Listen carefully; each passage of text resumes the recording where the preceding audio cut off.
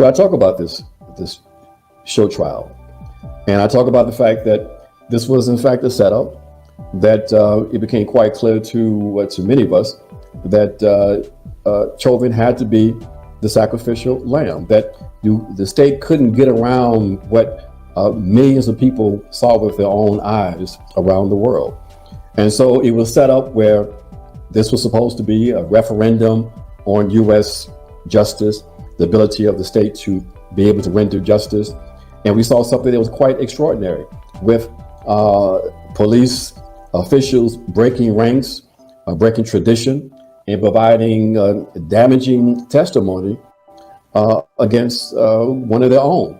But it was quite clear. It wasn't, I'm not going to suggest a conspiracy between state propagandists and police forces in Minneapolis, but there was a sort of an ideological conformity here, something that suggested to all the authorities that they could not defend this particular police person, and that there was in fact would be some value in this person being convicted. So the show trial was set up, but one thing happened that kind of disrupted their plan, and that is another killing of an unarmed black kid, Daunte Wright. And that threw into a panic, how they're going to frame this, because it's quite clear that, these cases are not going to stop. So when people call for justice, what are they calling for now? A trial? Is that all that we can call for? So this is, this is a continuation. It will continue as long as there's not an alteration in that relationship, as long as the police forces continue to do what they've been set up to do, to control and to contain the working class and the black and brown colonial peoples. Exactly. Even the phony conversation around so-called gun violence.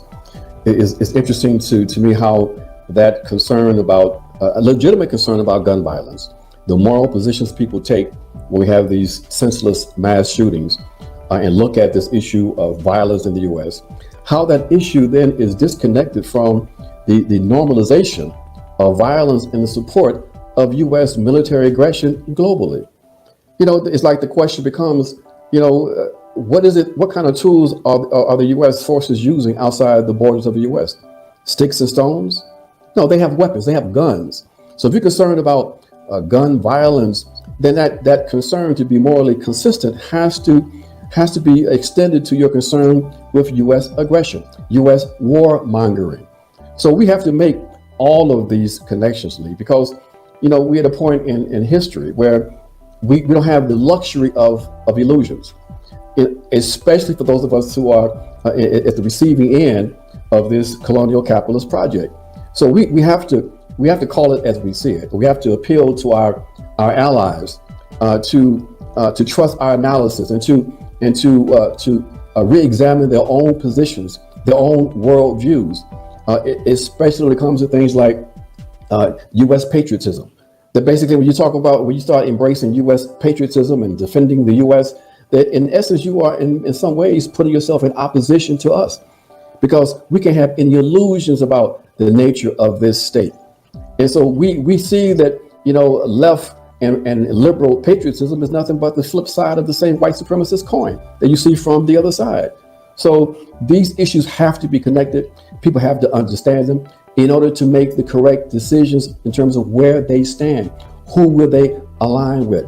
When would they put themselves on the line for social justice and human rights? Do you think that you've shown enough love toward President Obama?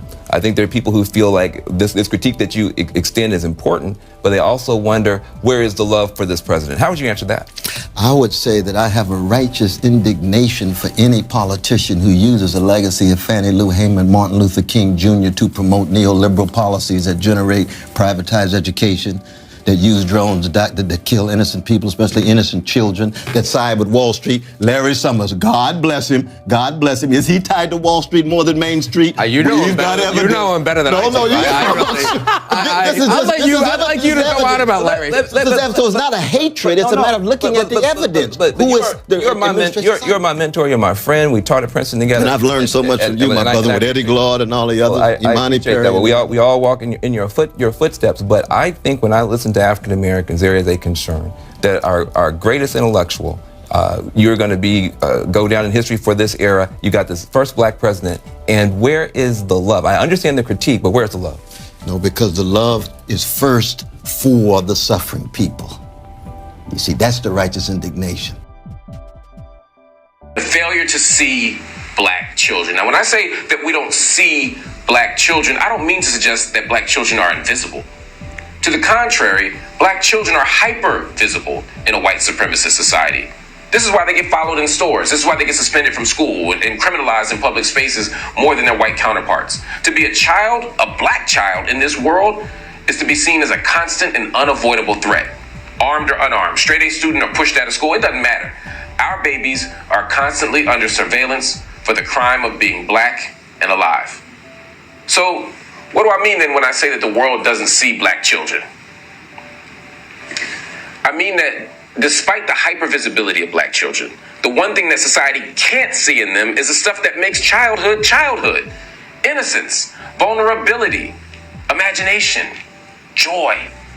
When a racist world looks at black children, they see short adults rather than young people who deserve protection and safety and love. This is why, according to studies, black boys are viewed by society as older and more guilty than white children. This is why black girls are viewed as less innocent and more adult-like than white girls the same age. This is why the media says, quite appropriately, this shouldn't happen here after a suburban school shooting. But it only has blame and disgust when black youth are killed in neighborhoods around the country. This is why missing white girls become media stories for decades, while missing black girls are forgotten almost immediately. The innocence that the world wants to protect and avenge for white children is considered non-existent for black children. When Adam Toledo was gunned down, there is absolutely no consideration from the police that he was a scared young child desperately trying to live. Just like when Tamir Rice is killed by the police, the officers had no ability to consider even the possibility that he was playing with a toy gun. All they see is big, scary black men. And when black girls and femmes are harassed, assaulted, suspended, or arrested, it is often blamed on fast black girls who think they grown rather than a society of racism and sexism. If we are to truly repair this world, we have to have a reckoning with our failure to see black children.